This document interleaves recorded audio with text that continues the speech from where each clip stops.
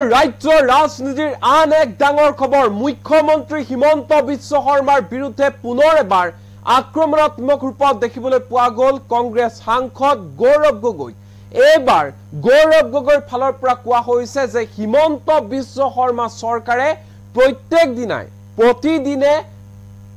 অসমীয়া সংস্কৃতিক অপমান কৰি আহিছে আৰু অসমীয়া মানুহক অপমান কৰি আহিছে অভিযোগ কৰিছে গৌৰৱ গগৈ। গৌৰৱ গগৈ স্পষ্ট ৰূপত কৈছে যে প্ৰতিদিনে বিজেপি চৰকাৰে অসমীয়া মানুহক অপমান কৰি আহিছে। বৰ্তমান সময়ছোৱাত হিমন্ত বিশ্ব শৰ্মা চৰকাৰৰ মাত কথা ভাষা ব্যৱহাৰ শুনিলে মানুহে নিজৰ কাণখন বন্ধ কৰিব লাগে এনে এটা পৰ্যায় পাইছে। সমান্তৰালকৈ গৌৰৱ গগৈৰ ফালৰ পৰা প্ৰশ্ন কৰা হৈছে যে আমি হিমন্ত বিশ্ব শৰ্মাৰ পৰা চৰিত্ৰ শিকিম নেকি? এই মুহূৰ্তত লৈ আহিছে বিগ পলিটিকেল নিউজ। প্ৰতিদিনে বিজেপি চৰকাৰে অসমীয়া মানুহক অপমান কৰে, প্ৰত্যেক দিনে অসমীয়া সংস্কৃতিক অপমান কৰে হিমন্ত চৰকাৰে। বাগানৰ পৰা আৰম্ভ কৰি চহৰৰ সকলো লোক আজি সমস্যাত ভুগিছে, কিন্তু কাণসাৰ নাই এইখন চৰকাৰৰ। হিমন্ত চৰকাৰৰ আচাৰ ব্যৱহাৰ ভাষা কথা এইবোৰ শুনিলে মানুহে কাণ বন্ধ কৰিব লাগে। আমি হিমন্ত বিশ্ব শৰ্মাৰ পৰা চৰিত্ৰ শিকিম নেকি এই প্ৰশ্ন কৰিছে গৌৰৱ গগৈ। তেওঁলোকৰ ব্যৱহাৰৰ বাবে বিজেপিৰ মানুহে লাহে লাহে আঁতৰি আহিবলৈ ধৰিছে। হাৰিলে পদত্যাগ কৰিম বুলি কোৱা হিমন্ত বিশ্ব শৰ্মাই পদত্যাগ কৰিলে জানো এই প্ৰশ্ন কৰিছে গৌৰৱ গগৈ। যে এসময়ত হিমন্ত বিশ্ব শৰ্মাই কৈছিল যদিহে গৌৰৱ গগৈ যোৰহাটত জিকে তেনেহলে মই মুখ্যমন্ত্ৰী পদৰ পৰা পদত্যাগ কৰিম, কিন্তু গৌৰৱ গগৈ যোৰহাট লোকসভা সমষ্টিত জয়ী হল। তেতিয়া কিয় হিমন্ত বিশ্ব শৰ্মাই নিজৰ প্ৰতিশ্ৰুতি ৰক্ষা নকৰিলে? এনেধৰণে হিমন্ত বিশ্ব শৰ্মা চৰকাৰক তীব্ৰ সমালোচনা কৰিছে সাংসদ গৌৰৱ গগৈ। গৌৰৱ গগৈৰ ফালৰ পৰা কোৱা হৈছে অসমীয়া সংস্কৃতি অসমীয়া মানুহক প্ৰত্যেক দিনাই অপমান কৰি আহিছে হিমন্ত বিশ্ব শৰ্মা চৰকাৰে। বৰ্তমান সময়ছোৱাত হিমন্ত বিশ্ব শৰ্মা চৰকাৰৰ কথা বতৰা আচাৰ ব্যৱহাৰ শুনিলে মানুহে নিজৰ কাণ বন্ধ কৰিব লাগে। এই মুহূৰ্তত গৌৰৱ গগৈৰ মন্তব্য আমাৰ লগত আছে, কি কৈছে শুনোৱা। মাল্লিকাৰ্জুন খাৰ্গে ডাঙৰীয়া যদি টুইটটোৱে চায় তাতে তেওঁলোকে লিখিছে আমাৰ ভূপেন হাজৰিকাৰ জন্ম জয়ন্তী দিনত যে ভূপেন হাজৰিকা এজন মহান ব্যক্তি, ভূপেন হাজৰিকা এজন দূৰদৰ্শী এজন ব্যক্তি, যে ভাৰতৰ তেওঁৰ এটা প্ৰতি তেওঁৰ এটা মহান অৱদান আছে, তেওঁ আমাৰ এটা সম্পদ। এইখিনি কথা আকৌ আপোনালোকে কিয় নোলায়? এইখিনি কথা কিয় নোলায়? আজিৰ পৰা যদি মই অতীতলৈ চাওঁ, আজিৰ পৰা যদি ইতিহাসলৈ চাওঁ, আজিৰ পৰা 10 বছৰ আগতো হিমন্ত বিশ্ব শৰ্মা ডাঙৰীয়া প্ৰধানমন্ত্ৰী মোদী ডাঙৰীয়া গালি পাৰিছিলে। আজি কিবা বিপৰীত আহা 10 বছৰ পিছত আকৌ তেওঁলোকে গালি পাৰিব পাৰে। তো আমিতো বৰ্তমানত চাম, বৰ্তমানতো আজি মাল্লিকাৰ্জুন খাৰ্গে ডাঙৰীয়া ছেপ্টেম্বৰ মাহতে আমাৰ ভূপেন হাজৰিকা জয়ন্তীৰ দিনত তেওঁলোকে ভূপেন হাজৰিকাৰ প্ৰতি শ্ৰদ্ধা নিবেদন কৰিছে আৰু তেওঁলোকে অসমীয়া সংস্কৃতিৰ কথা কৈছে। প্ৰত্যেক দিন হিমন্ত বিশ্ব শৰ্মা ডাঙৰীয়া অসমীয়া সংস্কৃতিক অপমান কৰে। প্ৰত্যেক দিন তেওঁলোকৰ চৰকাৰে অসমীয়া মানুহৰ ওপৰত অত্যাচাৰ চলায়। আজি বাগানৰ পৰা আৰম্ভ কৰি আমাৰ চহৰলৈকে বাগানৰ শ্ৰমিকসকলে মজুৰি নাপায়। নগৰৰ ভিতৰত তেওঁলোকে আজি এনেধৰণৰ ফ্লাইঅভাৰ খান্দি ৰাখিছে যে আজি প্ৰদূষণ বৃদ্ধি পাইছে, গছ গছনি কৰ্তন হৈছে। তেওঁলোকৰ ভাষা ব্যৱহাৰ শুনিলেই আমাৰ বয়োজ্যেষ্ঠসকল যুৱকসকলে নিজৰ কাণ বন্ধ কৰি দিয়ে। তো তেওঁলোকে যিসকলে প্ৰত্যেক দিন নিজৰ ভাষা আৰু ব্যৱহাৰ যোগেদি অসমীয়া সংস্কৃতিক অপমান কৰে, তেওঁলোকে অসমীয়া সংস্কৃতিৰ পক্ষ কোৱাটো ক'ৰ পৰা অধিকাৰ পাইছে মই বুজি পোৱা নাই। চৰিত্ৰৰ পাতৰ কথা কৈছে, তেওঁলোকৰ পৰা চৰিত্ৰ শিকিম নেকি? মানুহক কেনেদৰে ভাবুকি দিব লাগে সেইটো চৰিত্ৰ শিকিম নেকি? যিসকলে আজি চৰিত্ৰৰ পাঠ প্ৰদান কৰিছে তেওঁলোকে ইতিহাসত চাওক কেনেদৰে শিক্ষকসকলক অপমানিত কৰিছে, তেওঁলোকে কেনেদৰে বিভিন্ন জনগোষ্ঠী জনজাতি বয়োজ্যেষ্ঠসকলক অপমান কৰিছে,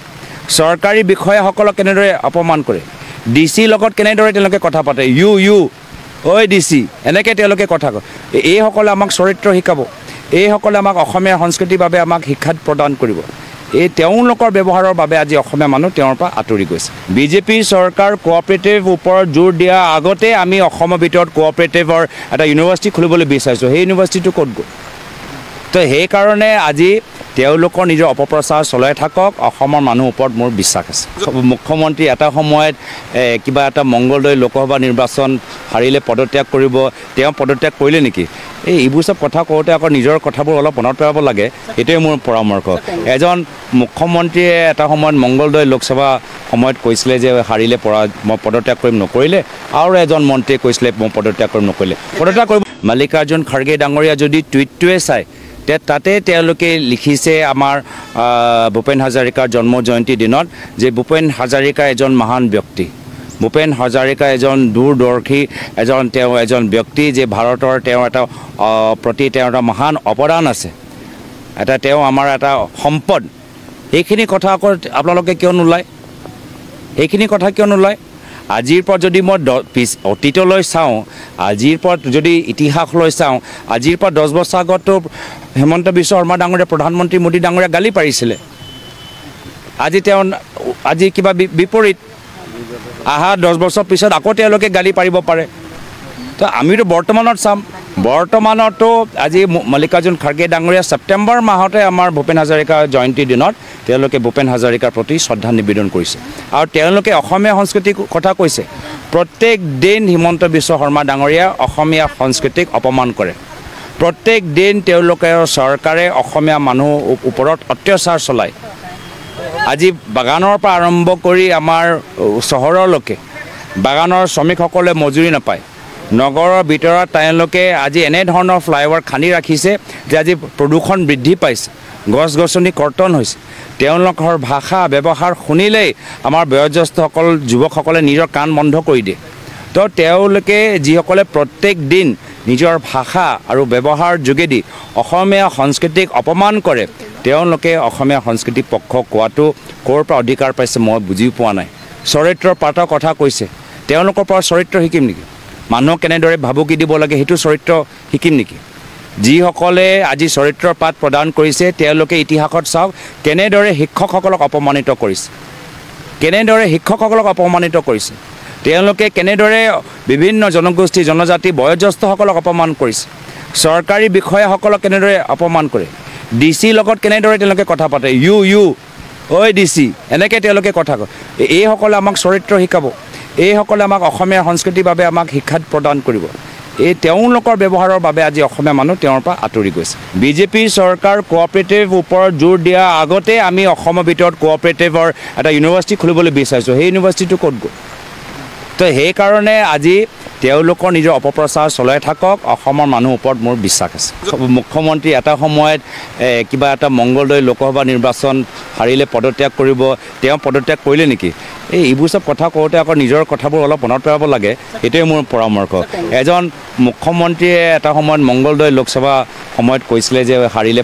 মই পদত্যাগ কৰিম নকৰিলে আৰু এজন মন্ত্ৰীয়ে কৈছিলে মই পদত্যাগ কৰিম নকৰিলে পদত্যাগ কৰিব মল্লিকাৰ্জুন খাৰ্গে ডাঙৰীয়া যদি টুইটটোৱে চাই তাতে তেওঁলোকে লিখিছে আমাৰ ভূপেন হাজৰিকাৰ জন্ম জয়ন্তীৰ দিনত যে ভূপেন হাজৰিকা এজন মহান ব্যক্তি ভূপেন হাজৰিকা এজন দূৰদৰ্শী এজন ব্যক্তি যে ভাৰতৰ তেওঁ এটা প্ৰতি তেওঁ এটা মহান অৱদান আছে তেওঁ আমাৰ এটা সম্পদ এইখিনি কথা আকৌ আপোনালোকে কিয় নোলায় এইখিনি কথা কিয় নোলায় আজিৰ পৰা যদি মই অতীতলৈ চাওঁ আজিৰ পৰা যদি ইতিহাসলৈ চাওঁ আজিৰ পৰা 10 বছৰ আগতো হেমন্ত বিশ্ব শৰ্মা ডাঙৰীয়া প্ৰধানমন্ত্ৰী মোদী ডাঙৰীয়া গালি পাৰিছিলে আজি কিবা বিপৰীত আহা 10 বছৰ পিছত আকৌ তেওঁলোকে গালি পাৰিব পাৰে তো আমিতো বৰ্তমানত চাম বৰ্তমানতো আজি মল্লিকাৰ্জুন খাৰ্গে ডাঙৰীয়া ছেপ্টেম্বৰ মাহতে আমাৰ ভূপেন হাজৰিকা জয়ন্তীৰ দিনত তেওঁলোকে ভূপেন হাজৰিকাৰ প্ৰতি শ্ৰদ্ধা নিবেদন কৰিছে আৰু তেওঁলোকে অসমীয়া সংস্কৃতিৰ কথা কৈছে প্ৰত্যেক দিন হিমন্ত বিশ্ব শৰ্মা ডাঙৰীয়া অসমীয়া সংস্কৃতিক অপমান কৰে প্ৰত্যেক দিন তেওঁলোকৰ চৰকাৰে অসমীয়া মানুহ ওপৰত অত্যাচাৰ চলায় আজি বাগানৰ পৰা আৰম্ভ কৰি আমাৰ চহৰলৈকে বাগানৰ শ্ৰমিকসকলে মজুৰি নাপায় নগৰৰ ভিতৰত তেওঁলোকে আজি এনে ধৰণৰ ফ্লাইঅভাৰ খানি ৰাখিছে যে আজি প্ৰদূষণ বৃদ্ধি পাইছে গছ গছনি কৰ্তন হৈছে তেওঁলোকৰ ভাষা ব্যৱহাৰ শুনিলেই আমাৰ বয়োজ্যেষ্ঠসকল যুৱকসকলে নিজৰ কাণ বন্ধ কৰি দিয়ে তো তেওঁলোকে যিসকলে প্ৰত্যেক দিন নিজৰ ভাষা আৰু ব্যৱহাৰ যোগেদি অসমীয়া সংস্কৃতিক অপমান কৰে, তেওঁলোকে অসমীয়া সংস্কৃতিৰ পক্ষ কোৱাটো ক'ৰ পৰা অধিকাৰ পাইছে মই বুজি পোৱা নাই। চৰিত্ৰৰ পাতৰ কথা কৈছে তেওঁলোকৰ পৰা নিজৰ অপপ্ৰচাৰ চলাই থাকক অসমৰ মানুহৰ ওপৰত মোৰ বিশ্বাস আছে মুখ্যমন্ত্ৰী এটা সময়ত মংগলদৈ লোকসভা সময়ত কৈছিলে যে হাৰিলে পদত্যাগ কৰিব তেওঁ পদত্যাগ কৰিলে নেকি এইবোৰ সব কথা কওঁতে আকৌ নিজৰ কথাবোৰ অলপ মনত পেলাব লাগে এটোৱে মোৰ পৰামৰ্শ এজন মুখ্যমন্ত্ৰীয়ে এটা সময়ত চৰিত্ৰৰ পাতৰ কথা কৈছে তেওঁলোকৰ পৰা চৰিত্ৰ শিকিম নেকি মানুহক কেনেদৰে ভাবুকি দিব লাগে সেইটো চৰিত্ৰ শিকিম নেকি যিসকলে আজি চৰিত্ৰৰ পাত প্ৰদান কৰিছে তেওঁলোকে ইতিহাসত চাওক কেনেদৰে শিক্ষকসকলক অপমানিত কৰিছে তেওঁলোকে কেনেদৰে বিভিন্ন জনগোষ্ঠী জনজাতি বয়োজ্যেষ্ঠসকলক অপমান কৰিছে চৰকাৰী বিষয়াসকলক কেনেদৰে অপমান কৰে ডিচি লগত কেনেদৰে তেওঁলোকে কথা পাতে ইউ ঐ ডিচি এনেকৈ তেওঁলোকে কথা কয় এইসকলে আমাক চৰিত্ৰ শিকাব এইসকলে আমাক অসমীয়া সংস্কৃতিৰ বাবে আমাক শিক্ষা প্ৰদান কৰিব এই তেওঁলোকৰ ব্যৱহাৰৰ বাবে আজি অসমীয়া মানুহ তেওঁৰ পৰা আঁতৰি গৈছে বিজেপি চৰকাৰ কোঅপাৰেটিভ ওপৰত জোৰ দিয়া আগতে আমি অসমৰ ভিতৰত কোঅপাৰেটিভৰ এটা ইউনিভাৰ্চিটি খুলিবলৈ বিচাৰিছোঁ সেই ইউনিভাৰ্চিটিটো ক'ত গ'ল তো সেইকাৰণে আজি তেওঁলোকৰ নিজৰ অপপ্ৰচাৰ চলাই থাকক অসমৰ মানুহৰ ওপৰত মোৰ বিশ্বাস আছে মুখ্যমন্ত্ৰী এটা সময়ত কিবা এটা মংগলদৈ লোকসভা নিৰ্বাচন হাৰিলে পদত্যাগ কৰিব তেওঁ পদত্যাগ কৰিলে নেকি এইবোৰ চব কথা কওঁতে আকৌ নিজৰ কথাবোৰ অলপ মনত পেলাব লাগে সেইটোৱে মোৰ পৰামৰ্শ এজন মুখ্যমন্ত্ৰীয়ে এটা সময়ত মংগলদৈ লোকসভা সময়ত কৈছিলে যে হাৰিলে মই পদত্যাগ কৰিম নকৰিলে আৰু এজন মন্ত্ৰীয়ে কৈছিলে মই পদত্যাগ কৰিম নকৰিলে পদত্যাগ কৰিব মাল্লিকাৰ্জুন খাৰ্গে ডাঙৰীয়া যদি টুইটটোৱে চায় তাতে তেওঁলোকে লিখিছে আমাৰ ভূপেন হাজৰিকাৰ জন্ম জয়ন্তী দিনত যে ভূপেন হাজৰিকা এজন মহান ব্যক্তি ভূপেন হাজৰিকা এজন দূৰদৰ্শী এজন ব্যক্তি যে ভাৰতৰ তেওঁৰ এটা প্ৰতি তেওঁৰ এটা মহান অৱদান আছে তেওঁ আমাৰ এটা সম্পদ এইখিনি কথা আকৌ আপোনালোকে কিয় নোলায় আজিৰ পৰা যদি মই অতীতলৈ চাওঁ আজিৰ পৰা যদি ইতিহাসলৈ চাওঁ আজিৰ পৰা 10 বছৰ আগতো হেমন্ত বিশ্ব শৰ্মা ডাঙৰীয়া প্ৰধানমন্ত্ৰী মোদী ডাঙৰীয়া গালি পাৰিছিলে আজি কিবা বিপৰীত আহা 10 বছৰ পিছত আকৌ তেওঁলোকে গালি পাৰিব পাৰে তো আমিতো বৰ্তমানত চাম বৰ্তমানতো আজি মাল্লিকাৰ্জুন খাৰ্গে ডাঙৰীয়া ছেপ্টেম্বৰ মাহতে আমাৰ ভূপেন হাজৰিকা জয়ন্তীৰ দিনত তেওঁলোকে ভূপেন হাজৰিকাৰ প্ৰতি শ্ৰদ্ধা নিবেদন কৰিছে আৰু তেওঁলোকে অসমীয়া সংস্কৃতিৰ কথা কৈছে প্ৰত্যেক দিন হিমন্ত বিশ্ব শৰ্মা ডাঙৰীয়া অসমীয়া সংস্কৃতিক অপমান কৰে প্ৰত্যেক দিন তেওঁলোকৰ চৰকাৰে অসমীয়া মানুহৰ ওপৰত অত্যাচাৰ চলায় আজি বাগানৰ পৰা আৰম্ভ কৰি আমাৰ চহৰলৈকে বাগানৰ শ্ৰমিকসকলে মজুৰি নাপায় নগৰৰ ভিতৰত তেওঁলোকে আজি এনেধৰণৰ ফ্লাইঅভাৰ খান্দি ৰাখিছে যে আজি প্ৰদূষণ বৃদ্ধি পাইছে গছ গছনি কৰ্তন হৈছে তেওঁলোকৰ ভাষা ব্যৱহাৰ শুনিলেই আমাৰ বয়োজ্যেষ্ঠসকল যুৱকসকলে নিজৰ কাণ বন্ধ কৰি দিয়ে তো তেওঁলোকে যিসকলে প্ৰত্যেক দিন নিজৰ ভাষা আৰু ব্যৱহাৰ যোগেদি অসমীয়া সংস্কৃতিক অপমান কৰে তেওঁলোকে অসমীয়া সংস্কৃতিৰ পক্ষ কোৱাটো ক'ৰ পৰা অধিকাৰ পাইছে মই বুজি পোৱা নাই চৰিত্ৰৰ পাতৰ কথা কৈছে তেওঁলোকৰ পৰা চৰিত্ৰ শিকিম নেকি মানুহক কেনেদৰে ভাবুকি দিব লাগে সেইটো চৰিত্ৰ শিকিম নেকি যিসকলে আজি চৰিত্ৰৰ পাত প্ৰদান কৰিছে তেওঁলোকে ইতিহাসত চাওক কেনেদৰে শিক্ষকসকলক অপমানিত কৰিছে তেওঁলোকে কেনেদৰে বিভিন্ন জনগোষ্ঠী জনজাতি বয়োজ্যেষ্ঠসকলক অপমান কৰিছে চৰকাৰী বিষয়াসকলক কেনেদৰে অপমান কৰে ডিচি লগত কেনেদৰে তেওঁলোকে কথা পাতে ইউ ঐ ডিচি এনেকৈ তেওঁলোকে কথা কয় এইসকলে আমাক চৰিত্ৰ শিকাব এইসকলে আমাক অসমীয়া সংস্কৃতিৰ বাবে আমাক শিক্ষা প্ৰদান কৰিব এই তেওঁলোকৰ ব্যৱহাৰৰ বাবে আজি অসমীয়া মানুহ তেওঁৰ পৰা আঁতৰি গৈছে বিজেপি চৰকাৰ কোঅপাৰেটিভ ওপৰত জোৰ দিয়া আগতে আমি অসমৰ ভিতৰত কোঅপাৰেটিভৰ এটা ইউনিভাৰ্চিটি খুলিবলৈ বিচাৰিছোঁ সেই ইউনিভাৰ্চিটিটো ক'ত গ'ল তো সেইকাৰণে আজি তেওঁলোকৰ নিজৰ অপপ্ৰচাৰ চলাই থাকক অসমৰ মানুহৰ ওপৰত মোৰ বিশ্বাস আছে মুখ্যমন্ত্ৰী এটা সময়ত কিবা এটা মংগলদৈ লোকসভা নিৰ্বাচন হাৰিলে পদত্যাগ কৰিব তেওঁ পদত্যাগ কৰিলে নেকি এইবোৰ চব কথা কওঁতে আকৌ নিজৰ কথাবোৰ অলপ মনত পেলাব লাগে সেইটোৱে মোৰ পৰামৰ্শ এজন মুখ্যমন্ত্ৰীয়ে এটা সময়ত মংগলদৈ লোকসভা সময়ত কৈছিলে যে হাৰিলে মই পদত্যাগ কৰিম নকৰিলে আৰু এজন মন্ত্ৰীয়ে কৈছিলে মই পদত্যাগ কৰিম নকৰিলে পদত্যাগ কৰিব মাল্লিকাৰ্জুন খাৰ্গে ডাঙৰীয়া যদি টুইটটোৱে চায় তাতে তেওঁলোকে লিখিছে আমাৰ ভূপেন হাজৰিকাৰ জন্ম জয়ন্তীৰ দিনত যে ভূপেন হাজৰিকা এজন মহান ব্যক্তি ভূপেন হাজৰিকা এজন দূৰদৰ্শী এজন ব্যক্তি যে ভাৰতৰ তেওঁৰ এটা প্ৰতি তেওঁৰ এটা মহান অৱদান আছে তেওঁ আমাৰ এটা সম্পদ এইখিনি কথা আকৌ আপোনালোকে কিয় নোলায়